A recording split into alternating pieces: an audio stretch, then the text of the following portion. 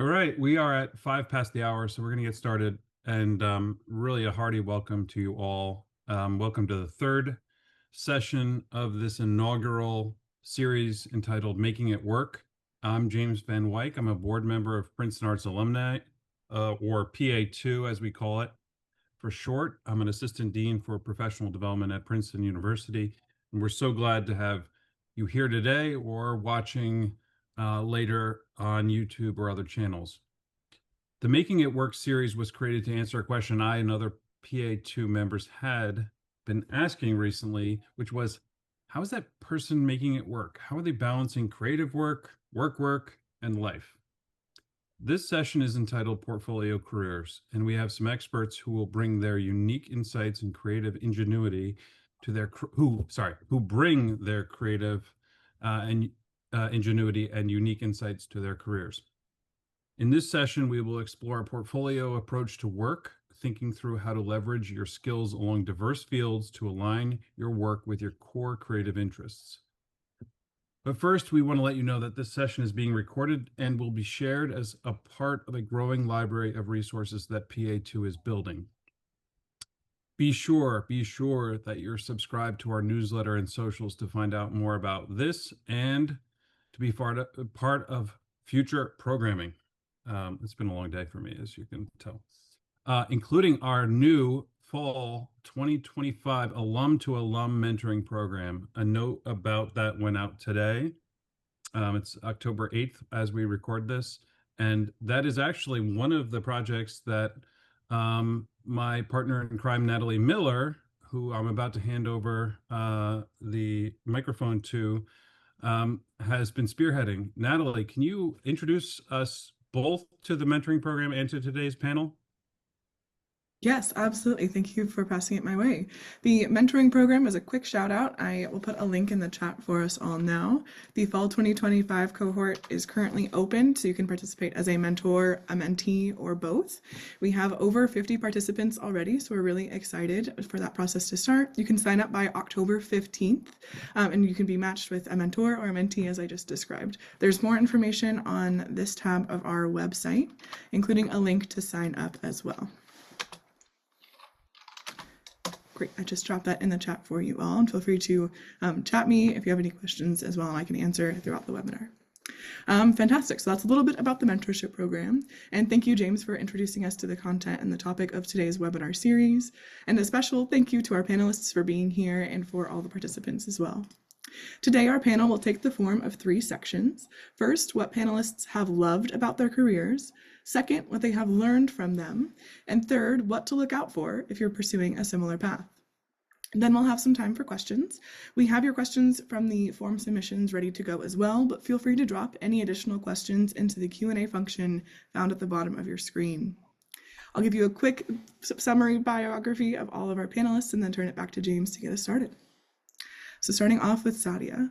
Sadia El-Kharafi Azaron is the head of partnerships and academic engagement at Lumiere, a global research organization that connects high school students with research mentors to conduct independent projects. She leads Lumiere's business development and academic engagement strategy across the US and international markets, managing a global team that builds partnerships with schools, nonprofits, independent counselors, and universities. Prior to joining Lumiere, Sadia worked at a venture-backed edtech firm where she led mentor recruitment and curriculum design initiatives. At Princeton, Sadia is a PhD candidate in French and Francophone studies. Her research examines how post-colonial literature from the Maghreb reimagines voice, agency, and authorship by transforming silence, shame, and the body into sites of resistance and creativity. We also have Dexter Palmer, who received a PhD in English literature from Princeton University in 2001. He is the author of 3 novels, The Dream of Perpetual Motion, which was named one of the best debuts of 2010 by Kirkus Reviews, Version Control, which was named as one of the best books of 2016 by GQ, the San Francisco Chronicle, and other publications, and Mary Toft, or The Rabbit Queen, whose French edition, translated by Anne-Sylvie Amassal, received the Translation Prize administered by the City of Arles. He lives in Princeton, New Jersey, and serves on the board of Princeton Arts Alumni. And last but certainly not least, we have Paul Schiffman Berman joining us as well. Paul is both a theater director and a law professor. He was the artistic director of Spin Theater from 1988 to 1995 and was administrative director of both the Worcester Group and Richard Foreman's Ontological Hysteric Theater at St. Mary's Church. He is currently creating and directing a new work in New York City entitled The Truth Beneath.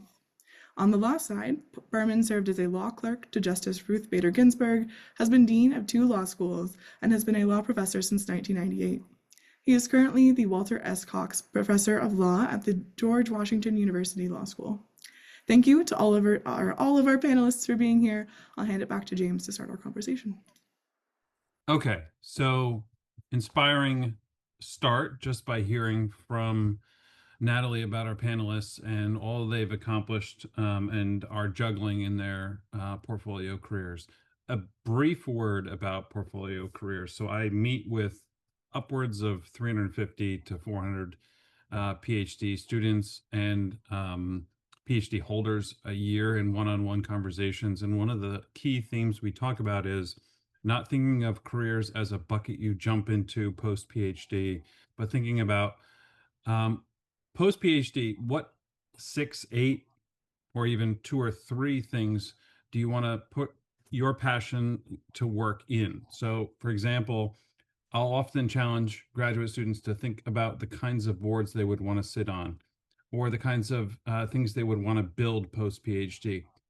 Each one of you have charted pretty interesting careers to date. And I'm just listening, for example, as Paul was being introduced, you're still producing creative work. You're juggling the day-to-day work of either directing a school or working full-time or, finishing up a PhD. So I'm going to start in the order in which you were introduced. I'll start with Sadia. So Sadia and I, full disclosure, know each other quite well because we've worked together at Princeton on a variety of things. Sadia, I want to ask you an open-ended question to kick us off, and it has to do with kind of the passion question. I've used that word a couple times. One of the things Natalie mentioned before is we're going to talk about things you love, things you're interested in. How do you pursue managing all that you're managing to keep the focus on things that you love? So what do you love right now? What are you devoting your interest to as you're navigating this portfolio career lifestyle?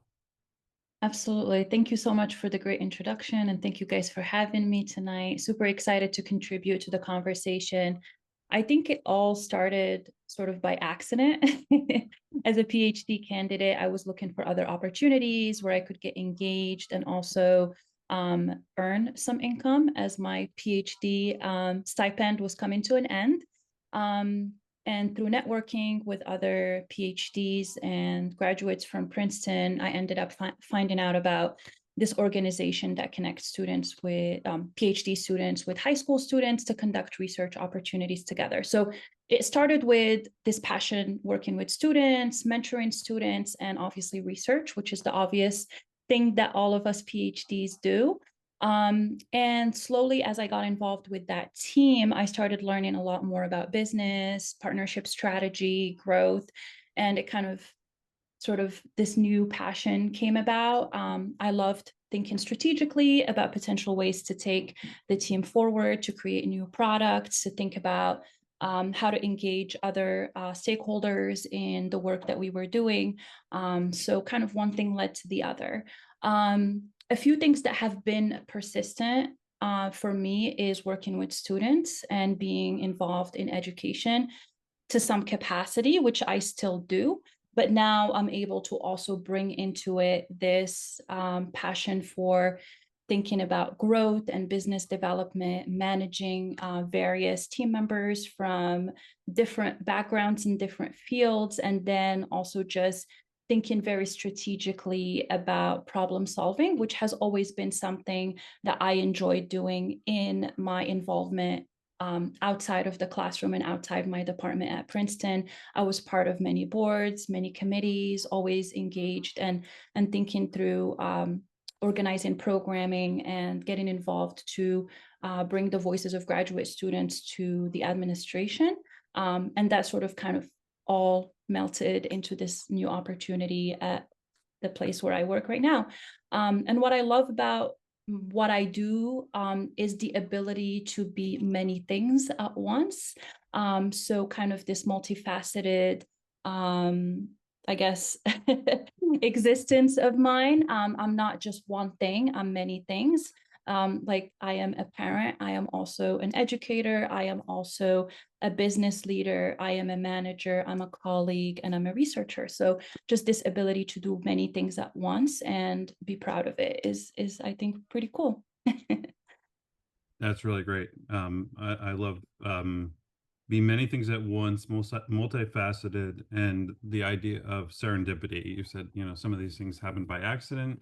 I think I would not push back against that, but say probably you were putting yourself in the right places at the right times and connecting with the right people, and it Yeah, led to opportunities, right? Um, absolutely.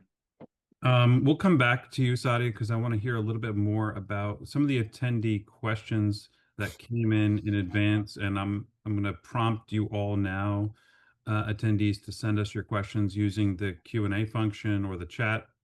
Um, but they had to do with kind of being more precise about your passions. So how do you kind of hone in and say, well, I love teaching, um, but that's kind of like an undergrad essay where they say, they use the word society in the first paragraph and they say something, society has, always focused on, like you circle it and you say, is there one society?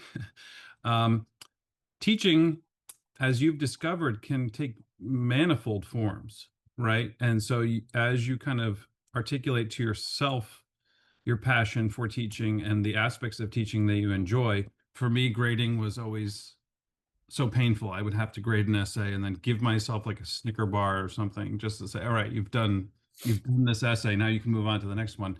Um, so if you say you love teaching, what aspects of it? Because there are people, by the way, who love grading and they're also good curriculum designers and they're good people to think about designing syllabi. And they often have an interest more in the kind of not minutia of teaching, but more of the structure and putting together of courses. And so they make great curriculum designers, for instance. So I think I'm going to come back to you, Sadia, to talk about how do you spend time thinking about not just broad passions, but particular passions within broad categories, right? So if you think of a portfolio career and it has to do with a creative enterprise, a money-making enterprise, the thing that gives you your health benefits and so on, and a roof over your head. But how do you, within those broader categories, come to precise articulations of what you actually value within those broader categories? So, second, Dexter, with the most impressive set of bookshelves behind him, backed it very well. And I want to say something too about your novel making prowess. Maybe sometime in the next 42 minutes, you can briefly tell us to whom you've talked about your novels, because I know your novels have taken you into spaces like Google and other places where you've used kind of like how you think about the future and how you think about technology to speak to people who are thinking about the future of technology at places like Google and elsewhere. Mhm. But Dexter, I want to repose the question to you is, how do you take what you love and make it part of your portfolio career? Okay. Yeah, that so my day job, or I should say my other job, is that I work at the College Board writing test questions for the reading comprehension section of the SAT. And I ended up, am I muted? I'm not muted. Good. Um and it's funny how I fell into that. I mean, I wouldn't call it accident so much, but there was a bit of serendipity to it. I would say that in retrospect, I kind of made my own luck.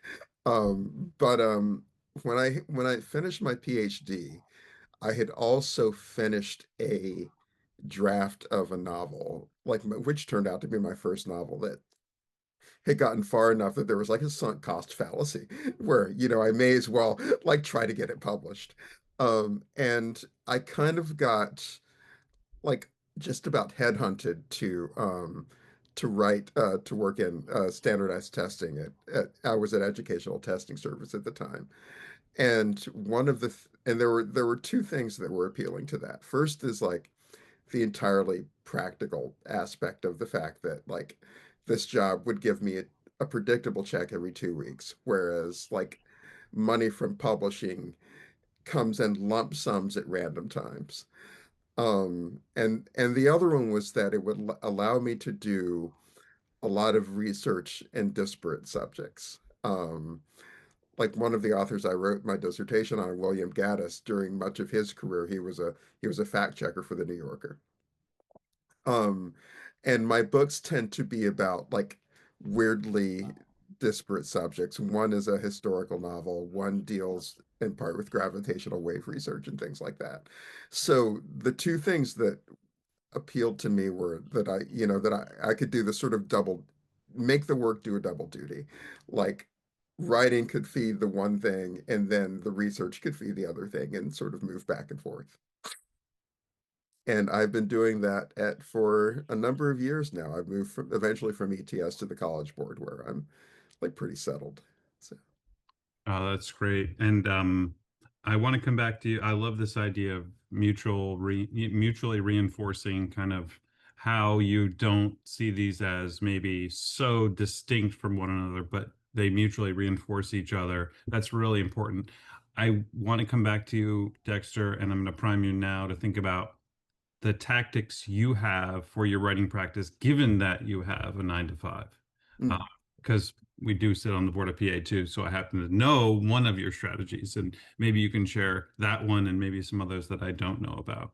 okay. But I want to get to Paul, and you know, maybe I have my head in the sand, but I don't think there are too many people who are a theater director and a law professor. I mean, maybe I'm missing out. Maybe there's this huge convention every year where you all get together and there's 45,000 multi hyphenates who are theater directors, law professors. But really, it's you're all impressive in your own ways, but you're drawing things together in ways that are almost people would see these maybe as not mutually reinforcing.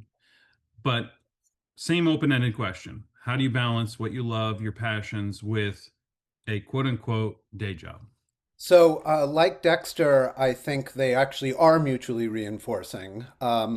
So, just by way of background, so when I was at Princeton as an undergraduate, I was all theater all the time. I ran theater on team.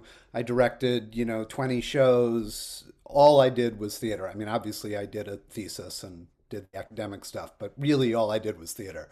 And I all I wanted to do was go to New York, form my own theater company, and direct shows. And so I went to New York and I formed my own theater company and I directed shows for a bunch of years. And then I saw that I could keep it afloat financially, and I saw that I could keep myself afloat financially. And I had models of people in the downtown New York theater community who had spent their whole lives doing theater in that community.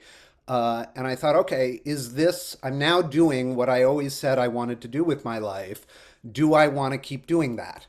And over a couple of years, I started to want to be a little bit more directly involved in social and political issues facing the country in a more direct way than you can as a theater director in the downtown New York avant-garde theater scene. So I went to law school, but I went to law school at NYU because I wanted to stay in New York. And I gave myself the first year off, but I directed a show in the fall semester of my second year and in the spring semester of my third year because I wasn't sure actually that I wanted to be a lawyer. But I totally loved law school. I loved law school from day one. And what I have found, going to the unified part, is that being a law professor and being a law dean, because I've been a dean of 2 law schools, depending on how you do it, is actually very similar to the kinds of things I was doing as a theater director. So you got to understand, I was being a director in the downtown New York theater scene where you don't start from a script written by a playwright. You start from a group of people in the room, actors, musicians, choreographers, dancers, whatever. And you start building a show collectively. And what you do if you're the director in that mode is you try to create a space in the room where people feel safe to have ideas. And then if someone brings in a little bit of script or plays a little bit of music or has an idea or whatever, you say, yeah, let's try that. Let's run with it and see what happens. And then you sort of build a little exercise or a little scene out of that. And then you see what happens. And the good ideas snowball, and the less good ideas sort of fall away over time and become part of the fabric of the show, but are not literally in the show. And that's okay. And that was the way I created theater. And if you think about it that way, that's also a way of teaching. You asked about sort of what is it specifically about teaching. For me, it's being in the classroom. I teach very interactively, and so I'll ask a student a question, never one that has a single right answer, because they shouldn't be trying to guess what's in my head. And then whatever their answer is, I run with it exactly the way I used to do as a theater director. Okay, let's try that idea and see what happens. And you're trying to get them to perform. You're not performing for the students. The students are you're trying to activate their creativity the same way I did as a director. Same thing as a dean. If an alum has an idea, oh, the law school should do this new initiative, or a student has an idea, I wish the law school would do X, or a faculty member, my response was always, okay, let's try it. And if we don't have the money to do it all the way, we'll do it halfway and see if a donor comes forward because it's generating its own energy. And if it's not generating its own energy, then we'll stop doing it and we'll do something else. Now, that's not everyone's way of being a dean or being a university administrator, but it was mine because of this background in theater. And so I found that it is not really dissimilar. I am using the same muscles. And then, when my son went off to college and I had a little more time because I wasn't driving him to violin lessons or whatever, I thought, all right, now what do I want to do with the next phase of my life? And I wanted to go back into doing some theater in addition to my law professor work. And so I'm creating a new show that is built from the life and work of another Princeton alum who was actually my girlfriend in college, a woman named Maria Ressa, who is in the class of '86 and is a journalist and won the Nobel Peace Prize, a journalist in the Philippines. And so we're creating a new show. I had directed a show that she wrote when she was in college, when we were both in college, as her senior thesis, and we're using bits of that play, bits of her new memoir, How to Stand Up to a Dictator. There was been a documentary on her, and I sort of am stitching all of that together and creating a new theater piece out of it. And that's really exciting. And, I like going back and forth between the two worlds. I love that. I love that so much.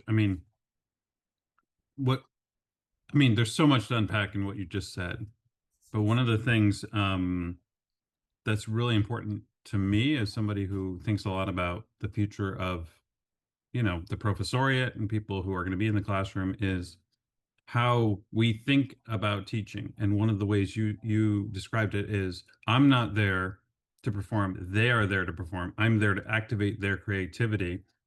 And I used to think that one of the worst things you could say as a professor after you came out of class and met a colleague in the hallway is, I just had a great class, because you don't really know, A, but B, it's not about you. Right. It's about, have they actually gotten in their heads the things they need to get in their heads, and did they feel like this was worth their time, and did they move forward? I also love this iterative, and I'm gonna say the word entrepreneurial approach to, let's try it as an administrator, which is also very inspiring. And then I'm gonna pull a little bit on the thread of you gesturing towards the people and how you're incorporating them into your kind of creative enterprise. and how that's kind of moving back and forth between, as you put it, the two worlds. So you mentioned Maria's Nobel Prize, I think it was last year or the year before, and the networks we all have as creatives and as people who are working in our day job. So we'll come back to that idea maybe as we pivot a little bit from what you love into what you've learned, and maybe think high level advice, but also maybe a granular piece of advice. And we'll start with you, Sadia. If you put yourself in the shoes of somebody who's kicking off either an undergrad degree at Princeton, kicking off a new phase in their career, kicking off a PhD at Princeton, um, what do you know now that you wish you could go back in time and say to your younger self, hey, you're at Princeton, you're going to be here for 6 years, getting a PhD. Um, here's a strategy I know will come in handy for you, or here's a general principle that I know to be true now that I really had an inkling maybe when I started, but I really didn't articulate to myself quite fully as I do now. Yeah, absolutely. I think first thing that comes to mind is that the things you will learn outside the classroom and the connections you will make outside the classroom may be as important, if not sometimes more important, than what you learn in the classroom.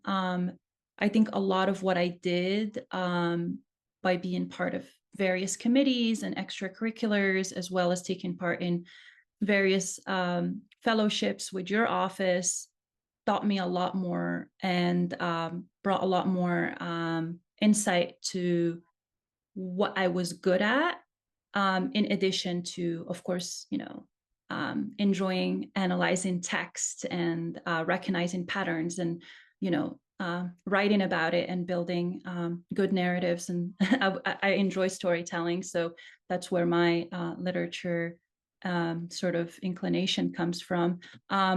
But yeah, I would tell students, do not feel like you are wasting your time by getting involved with these extracurricular activities or projects outside the classroom, and actually seek them out. Try to get involved outside.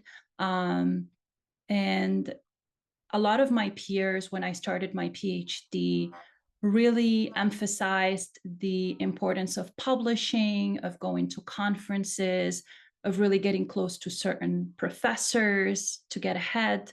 And while all those things might be true, I don't think they're the only valuable things that I've learned. I think connecting with other folks in the graduate school, taking on more teaching responsibilities that weren't necessarily tied to my research also brought a lot of value to me.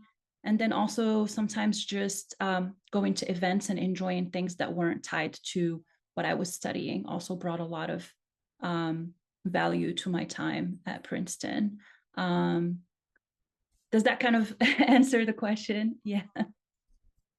Oh yeah, indeed. I mean, one thing, I mean, I love the idea of discovering what I was good at because I think that is an important thing, especially for people who, you know, Adam Grant at Penn has this really interesting exercise. He says really type A driven personalities who are doing something in the world, whether it's creating a show or it's writing a novel. They have bright spots. He calls them bright spots. They're not good at articulating to themselves or others what they're actually good at. And so one of his exercises is write 5 people who know you well and say, tell me about a time when you saw me at my best. And they'll all write you 5 stories back to you. And one of the things that you'll discover about yourself is, I am good at diffusing tension, or I am good. And those things that you haven't articulated to yourself, if you haven't done that to yourself, you're not going to do it in an interview. You're not going to do it in a networking scenario. You're not going to do it when you see an opportunity that you say, that's not for me because I don't have this on paper. The other thing that really was inspiring what you just said is, if you're in an academic setting, the CV, the curriculum vitae, it includes what you've actually done. It hides labor, it hides accomplishment, and the resume lists what you have actually done. And so actually part of being in academia, maybe, is that you get in the habit of thinking about accomplishments rather than things you've done to do that thing, right? If Sadia and I sit on the same committee and Sadia does all the work and I do nothing, guess what? Our CV line is the same, right? But if Sadia actually says, I spoke with 37 people across campus, I conducted this holistic research, and I put together a comprehensive plan that generated this result, that goes to a resume. And that speaks to actually using the things you're doing, the passions you're following that aren't really in your day job, so to speak. If your day job is being a graduate student, for example, you have to actually keep track of what it is you're spending your time on, what you're accomplishing, so that you can better articulate to yourself what you're good at. So this is really good, really great stuff. So Dexter, same question to you. Big picture, granular. What have you learned? Um, and what are some strategies, insights you would impart to people who are maybe looking to move into a portfolio career? Well, I would say in my specific instance, and the peculiar thing about my career as a novelist rather than as a like a short story writer or like someone who would work in shorter forms is that I have to spend in my case several years thinking about the same thing every day and combining that with, as we were saying earlier, like the rigors of a 9 to 5 job. And I think the thing that I have learned over the process of doing that, and this goes back to even like working on my dissertation, which is like a long project. It is a lot easier and in fact probably faster to pick away at something a paragraph a day than to wait for like several like long hours of like unstructured time to work on something. Um, right now I am in the beginning stages of a novel and I tend to write, let's see, like last Thursday I wrote 200 words, which is a lot. And then and then the day after I wrote minus 10 words. But but the and I should tell you that I actually know those numbers because the word processing software I use is like keeps track of how many words I write each day.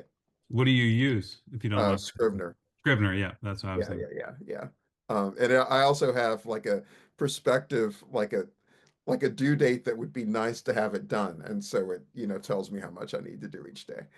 Um, so that's I so in so I've developed, I would say, a kind of discipline that is, I would say, slow but sure, that allows me to like keep on at the project and then like do the things that I need to do with my day job. And then, eventually the job gets done, the book gets done. So it's so fascinating, Dexter, you say that because president of Princeton, Christopher Rice Gruber, just launched a book into the world from basic books, and it's on, free speech and uh, within the context of academia. And he his the recurring question he was getting once he kind of let it slip that he was writing this book and it was going to get published was like, okay, you have a day job. How did you find time? And he said exactly what you said. Basically, these set moments of time early in the day where it was really just very short bursts, but consistent, so that when he was, and he said, when I was standing on lines and I just pictured him in olives, standing on line waiting to get his lunch, he's thinking about the book. So it's in his head. It's something that's being fed consistently. So the idea of time and discipline, um, I do know you have a more structured way where you do find long stretches of time. Are you willing to talk about that? Oh yeah, yeah, yeah. So like last month, I basically I booked a room on a cruise ship, in order to basically have 10 days of uninterrupted time when I was like basically difficult but not impossible to reach, but difficult enough. And then I had like, sort of someone making my bed and someone like and then food that I didn't have to worry about cooking and things like that. And there's basically like there's a whole subgenre of like comic literary nonfiction about like writers who have miserable times on cruise ships. Like David Yes. Foster Wallace has a piece, One and one of the best essays ever. yeah, but I haven't had, other than like a mild bout of seasickness, I haven't had that experience. I basically, at a point I was writing, I read about three source books for the book I'm working on. I got through several pages, and during that sort of time of relative isolation, I did much of the planning for what I'm doing now, where I'm picking away at it, like, a paragraph at a time. I love that. Yeah. Call me Dexter. Uh, So yeah, taking to see time, discipline, really, really helpful. How about you, Paul? What would you go back and say to folks about big picture granular Yeah. strategy? I guess I would say to remember that your first job is not your last job, Mm, and that um, I on the other hand, I have a lot of students in law who, um, say I'm going to do this job because it'll keep my options open for something else, even though it's a job I don't like. And too many of them never actually leave that job that they didn't like. So mm, part of it, I was very inspired. So I majored in cultural anthropology when I was at Princeton. And I was very inspired by a book by Mary Catherine Bateson, who's the daughter of Margaret Mead, for those who don't know. And she wrote a book called Composing a Life, mm. where she emphasizes sort of the improvisational nature of it. And, to me, if you do everything you do at the highest possible level that you can, opportunities will open for you, things will pop up. And then you've got to not be afraid to jump on those opportunities. So, and you've got to be constantly thinking, am I still activated? So I mentioned all I wanted to do was theater. So I go to New York, I do theater, it's exciting for a while, and then it's less exciting. And so I started saying, all right, well, what else might I do? Then I go to law school. I love law school. I thought, well, maybe I want to be a criminal defense lawyer. So I interned for a public defender's office, decided that wasn't what I wanted to do. Then I thought, well, maybe I want to start my own civil rights law firm. So I interned for a civil rights lawyer. Then I tried a commercial law firm for a little while. Then I worked for some judges. Then I went into academia and I loved that. Then I got tenure and I was a couple years post tenure and I was starting to get bored.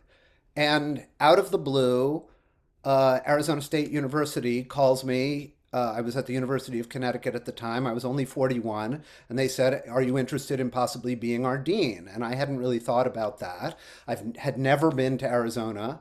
I had never lived outside of the East Coast. Yeah. But the more I found out, the more I thought, well, this is kind of exciting. Let's see. And so we took the plunge and we moved to Arizona.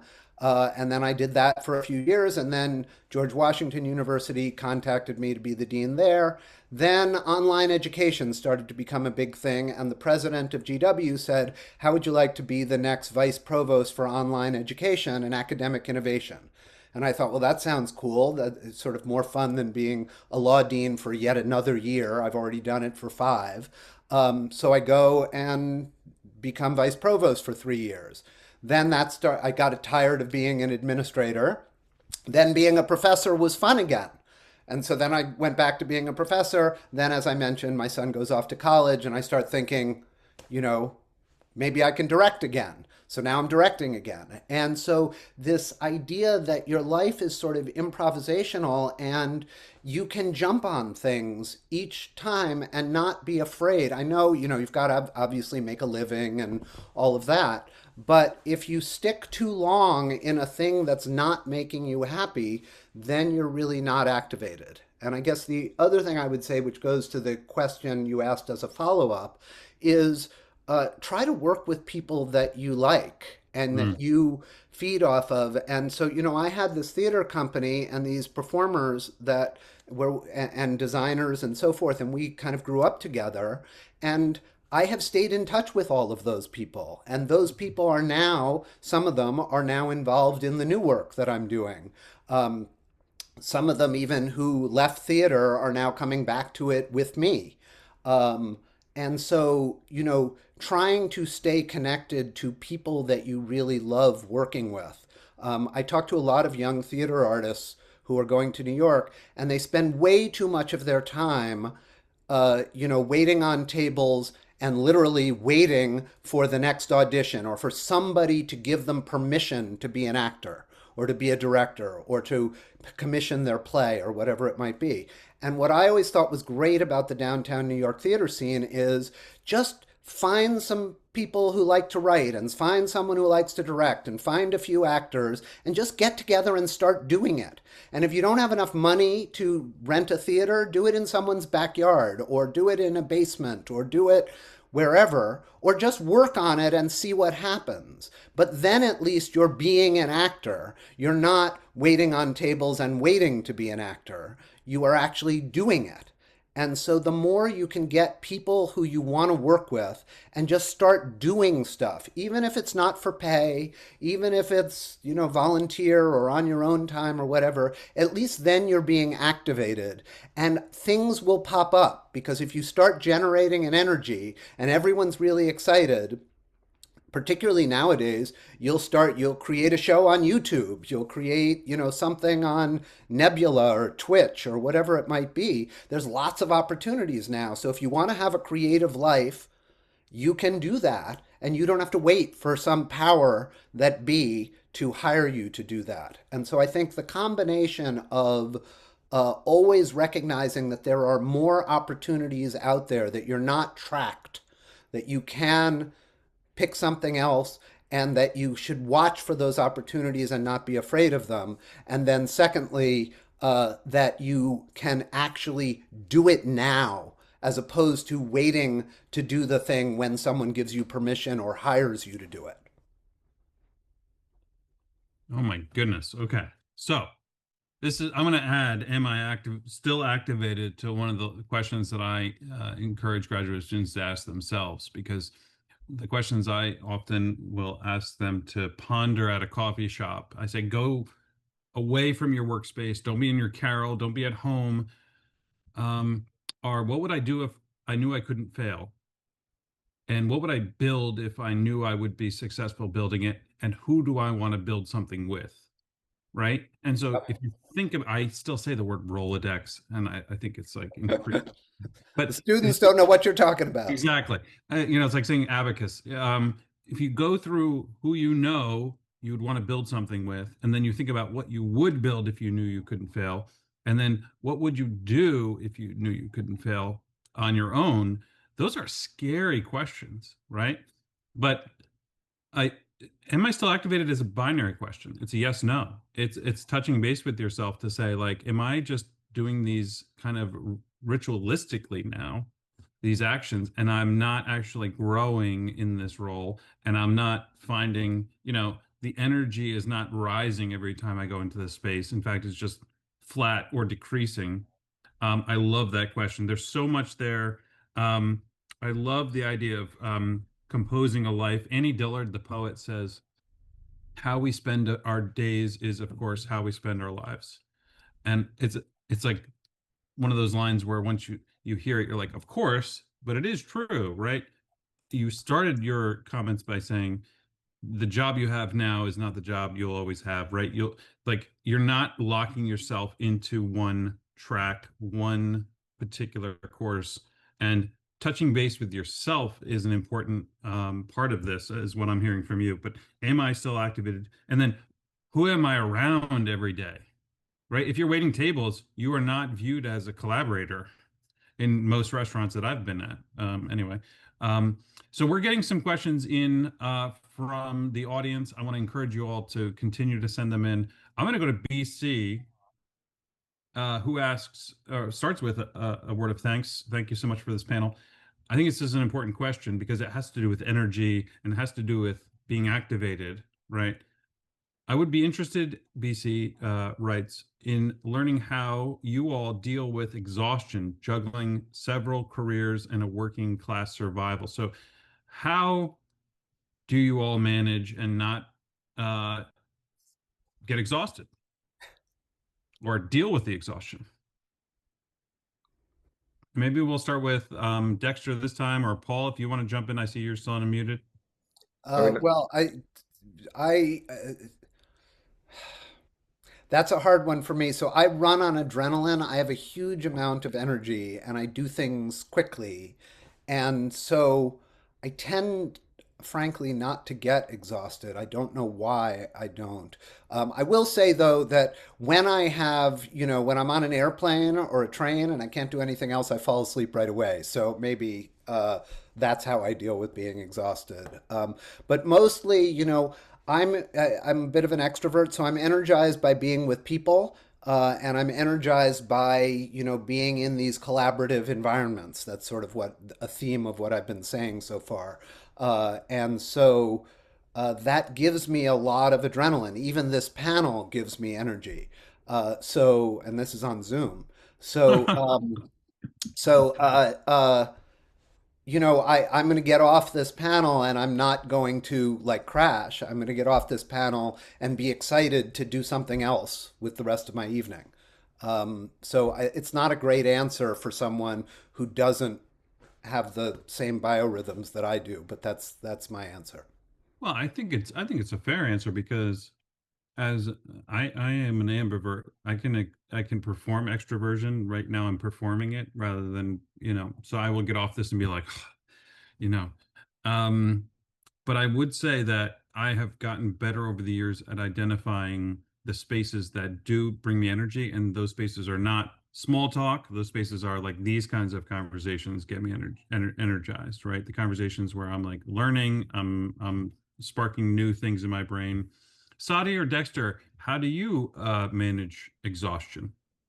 um, well, perhaps somewhat differently from Paul. I am a big fan of getting 8 or possibly 9 hours of sleep a night.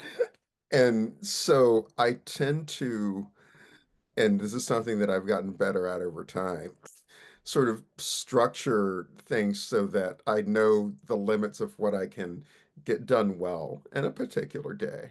Um, I mean, if I tend to rush writing like fiction, for example, I know I'm just going to end up throwing out a lot of what I do. And so I tend to sort of, again, I mean, this goes back to what I was saying earlier, like a couple hundred words a day is a good day. When I am like getting a book into production, and that tends to be very busy, where I'll have to make like revisions in like 2 weeks or start to do like promotional things like that, I tend to try to scale down wherever else in my life that I can, but I tend to know months in advance when that's going to happen. So I guess the question is like just like careful time management and trying to be forward looking and when I'll have to get done. Man, that's really great. I mean, I think too, like Dexter, knowing you now over the past couple of years, before you agree to do something, you're checking what it's going to entail. You're saying, okay, given this amount of, or will this have a bleed into other things that I'm already committed to and there'll be overlap? I think more often than not, we tend to think of time as like this zero sum game where it's you have 10 units of time. If I take 1 unit of time to be on the board of PA2, but the connections you might get by being on the board might actually accelerate things you're doing in other parts of your portfolio. So I think that's another mindset shift. I have to say that very carefully. That has to happen when you're like pursuing a portfolio career, is to not think of time as a zero sum game. You can gain time by being in the right spaces with the right people who can get you access to opportunities, information, um, modes of collaboration, or resources like composing a life. I'm going to read that. I'm going to check out that book tonight. So I wouldn't have heard it if I didn't raise my hand and say, yes, I'll host a panel, right? And it will inform what I do in my day job, right? And so being in the churn of something that is productive won't necessarily take away from the 10 units of time that I supposedly have every day. Sadia, you came off mute. Do you want to chime in? Yes, as a new mom to a 7-month-old, I think I didn't know what exhaustion meant before this, but I would say that I'm quite similar to Paul. I kind of just jump on opportunities because they really energize me. sometimes my husband's like, are you sure you want to do this now? And I'm like, yes, absolutely. I just love to be around people. I love to get involved in meaningful conversations, and it just really gives me a ton of energy, and that energy I can pour into other projects for some Mm, reason. So kind of everything is interconnected for me, and seeing me bringing added value to various types of projects and various types of endeavors is really super energizing for me. But one thing I would say in terms of like my day job, one thing that I learned to do that I had really hard time with early on is delegating. mm, I I loved to do everything for my projects and my experiments on my own, and was very um, peculiar about how things should be done. right. And that's something that has changed for me in the past 2 to 3 years, is to really trust your teammates, trust your colleagues that they would be able to do it, given the right directions and the right structure, Mm, and just have this ability to just delegate projects and work in collaboration rather than be the sole owner of a lot of the projects. So I think for me, delegating has been super important. And then lastly, protecting my creative time, or when I'm working on my research and my dissertation, I just tend to block those times off in my calendar. Whatever happens, I'm not taking a call, and I'm not doing something that is not specific to the dissertation. So that could be writing 10 words, or maybe just rereading a paragraph and thinking it's not great. But it will be dedicated to the dissertation. And it has taken me a long time. I mean, I am 5 years in my dissertation writing phase. And I do have to acknowledge the person who asked this question. It is a very fair question. I think I do have to acknowledge that there comes times where you're exhausted, you're tired, you feel like you're overstretching yourself.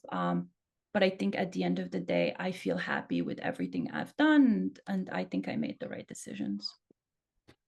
so delegation, it's so interesting. There's all these studies, and the number one reason people don't delegate is they think they don't have time to delegate to people, right? So they actually think I'll just do this. It'll be quicker if I do it. And so they hold on to things that they could delegate, but learning the actual art of delegation is a key skill. And there are things that, especially when you're a creative, you can't do all things as well as other people can do them, and letting go is another maybe psychological block to not having a portfolio career, right? Very, very important. So many things I want to pick up on that, but we're 3 minutes before the hour, and we still have three questions to hit. Anonymous attendee who shows up every panel I've been in says, "Inspiring conversation!" Exclamation point. I find that when I dive deeply into a new domain or project, I lose connection with past collaborators or worlds, sometimes for years, and it can feel hard to rekindle them. Do you have systems or advice for keeping old connections alive while you are exploring a different or new space? Hmm. Uh, I think this is a fascinating Interesting. question. I'll really quickly give one strategy that I would recommend is take an afternoon and begin documenting your entire network into a spreadsheet, and include a last date of contact column that can be filterable. And you will see very quickly the people you need to apprise of different things you're doing, and you haven't been in touch with those people in a year, year and a half, 2 years. So Paul, for example, there are probably people that don't know you're doing this new project, that if you had a scannable list, you could just say, oh, I can't believe I forgot. I need to let this person know this is what I'm doing right now. And maybe I have a slight ask for them, or I have a slight give for them. Like, would you want to be involved in this? Right. So having a scannable list of the people who, if you email them, they will be in positions to help you, or know somebody who could help you. And then being a little bit more routinized in the way you get in touch with your network. So not always saying, oh, well, if I'm going to email Dexter, it has to be this bespoke email that's really heartfelt, but it could just be articulating to yourself where you are in real time and sending it to Dexter, Paul, and Sadia over the span of 3 minutes. That same email with a different salutation can be really important. But if you have a scannable list of people you know you need to be in touch with, that can be really helpful because you can't keep it in your head. LinkedIn is not good at it because LinkedIn just wants you to be on the platform, and email, it's just all the people you know since the dawn of time. So your core network should be in a single document. That's one of my suggestions. How about the three of you? Any ways of kind of reaching back to the worlds you've been in while you're moving into something new? I think staying in touch with people is really important. And, I try to use, I use what otherwise would be interstitial time, while I'm driving, if I have a long car ride or something, uh, I'll just, go through this core group that you're talking about, or maybe not core meaning the people I see every day, but core meaning important people from my life. And I'll sort of go through and I'll just call them. And, many of them don't answer the phone at that particular moment because they're busy. And I just leave them a voicemail message. There are still voicemail messages used in the world, although not as often. But even if you stay in touch with people once every 6 months or even once every year, for old friends where you can get back into it pretty quickly, that actually keeps the connection going. And I think with not that much effort, you can really do it. Oh, 100%. Um, Dexter, Sadia, anything? I want to hit maybe one or two more of the audience questions that are coming in. Is it okay if we go a few more minutes? Sure. Okay. So, um, an attendee asks, once you've hit milestones in your career, then there's demand. But before that, so this is somebody who's kind of like churning towards the spaces you're all in now, right? How do you juggle time between networking and putting yourself forward and actually finding time to make the work? And then they have that's a brilliant question in and of itself. But then how to distinguish and pursue real opportunities versus energy wastes? Um, I guess behind that question might be like, if you become somebody who says yes to everything, you then dilute maybe your ability to focus on the things that are actually core to your own interests, but also real opportunities. Mhm. Um, Yeah. it's such a good question. Yeah. So I would say that, and this might not, I'm not sure how helpful this would be for someone who is starting out very, very early, but I think over the course of time, I started to develop an ability to distinguish between people who want to collaborate with me, who are serious and have like the wherewithal to actually like see a project through, or people who are just excited to start a project, but Mhm. won't do that grinding work to get through like the middle of something where you think it's not going to like get anywhere. You're just going to have to abandon the whole thing. Um, that second group of people is what I would call like the time wasters. Um, and I think you just end up developing like just an ability to distinguish between one or two of them, like the type after like an hour-long conversation. Mm. But I think the only way to get to that point is to just to get burned a couple times. So So such a smart, if I can attempt to crystallize it, it's like it's not about the prestige of the institution, it's not about the fit of the opportunity. Those things might matter, but really it's about who are the collaborators going to be and how do you gauge who they are and who they will be for you as you pursue something. So it's right, about people, not necessarily the opportunity in and of itself. right, um yeah, yeah. I mean, really. and there are like and this goes back to a little bit to Paul's question where I've collaborated with people or I've had collaborative efforts with people that didn't come to something, but for like external reasons, like outside Right. the partnership. And those are people who are on like my list of, we get in touch with each other every 6 months to a year, even if it's just like a ping via text message that says that, like, eventually something might come of this. We don't know what it'll be, but let's keep the opportunity open. So, 100%. Unless there's something more on that one. Last question. I think it was inevitable. Somebody asks about AI. So, with AI coming into everyone's life, will there be a new definition of creativity? Wow, big, big, big. Will creativity be enhanced and expand, or will it hinder us and grow smaller? Very interesting question. I was just listening to Werner Herzog talk about this question.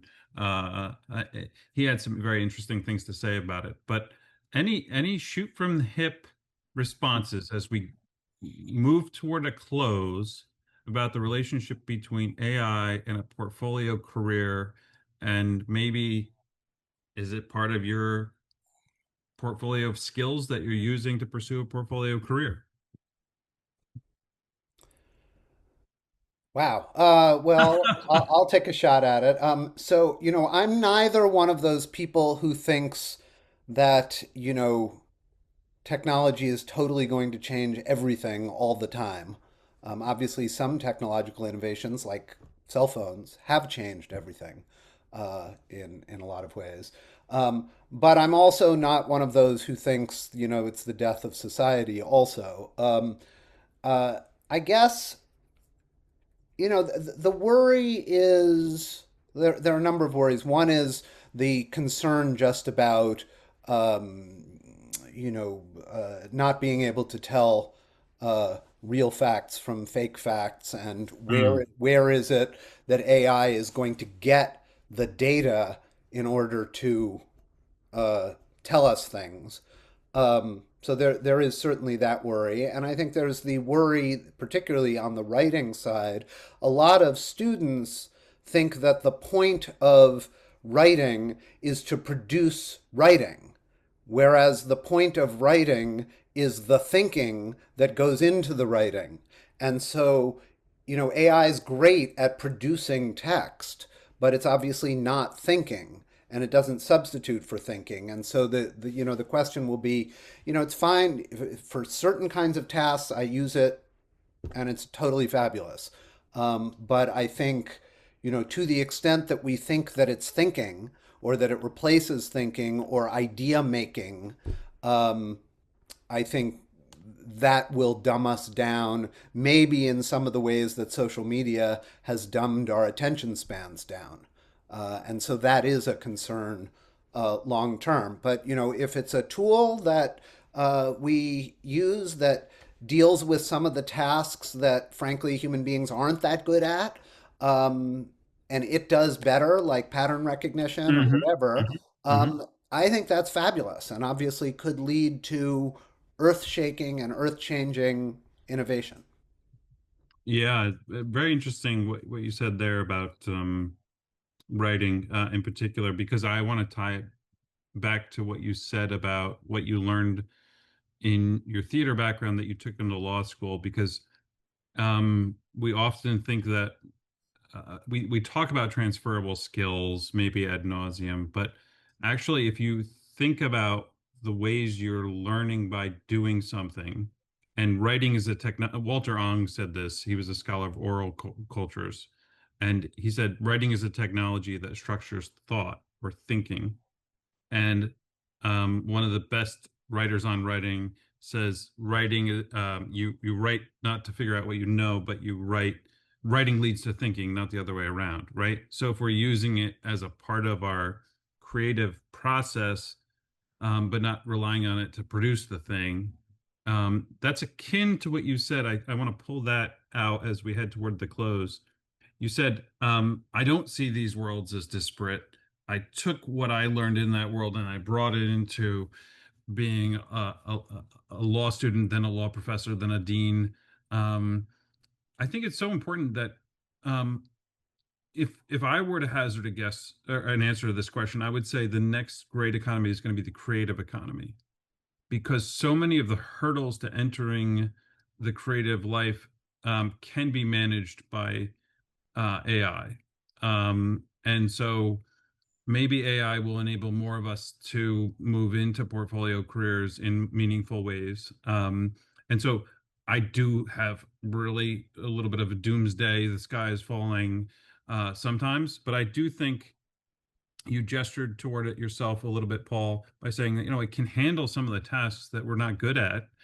And creatives have things that are at core strengths that if you add a few of these kind of like ancillary um, tasks, you hand them off to something like an AI, and discover the ones that really work well for you. Maybe we can truly headed to a creative based economy. And in that sense, it's inspiring that all these creators on YouTube who have sort of built their own shows that then get lots and lots of followers. It's really inspiring. They didn't have to wait for a producer to tell Right. them that their idea had legs, or that they're gonna, or for Dexter, like you don't really have to wait anymore for a book publisher to tell you that they're going to publish your book. You can put it out there. There are people who, put out books on the web who get, millions of followers and stuff like that.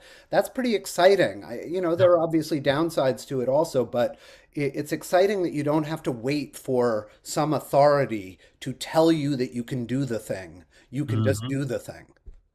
Yeah, I love that. And that goes back to, I think all three of you talked about ways to activate your creativity in time constrained environments, and the idea of being iterative, the idea of like trying something, the idea of managing your own time, kind of being in control of your own life in a more or less entrepreneurial way, but without kind of some of the negative connotations. Um, Really love this conversation. Wish we could go longer, but want to recognize it's 8:11 East Coast Standard Time. I want to thank each one of you for being here today. On behalf of PA2, I want to thank all of our attendees today for the great questions. For those of you who are watching, be sure to check out the other recordings, both that came before this one and that will follow. This is our inaugural attempt to put out resources like this to the community. I learned a lot. I hope you did as well. Please join us. Please join our community, join the newsletter, sign up for our mentoring program. Make sure you are in PA2's wheelhouse. We want to build a community at Princeton that supports creatives and people who are pursuing the creative life, whether that's in a full-time role or as part of a portfolio. Thanks to our panelists. Thanks to Natalie for the inspiring introduction and for sharing a little bit about the mentorship program. If you want to learn more, look at our website, Google us, Princeton Arts Alumni. We will be at the Many Minds, Many Stripes conference, which is starting tomorrow on Princeton's campus. Um, Thanks, Natalie has dropped the webinar series page into the chat. Again, thank you, and hope you all have a good rest of your evening. And thanks again to our panelists.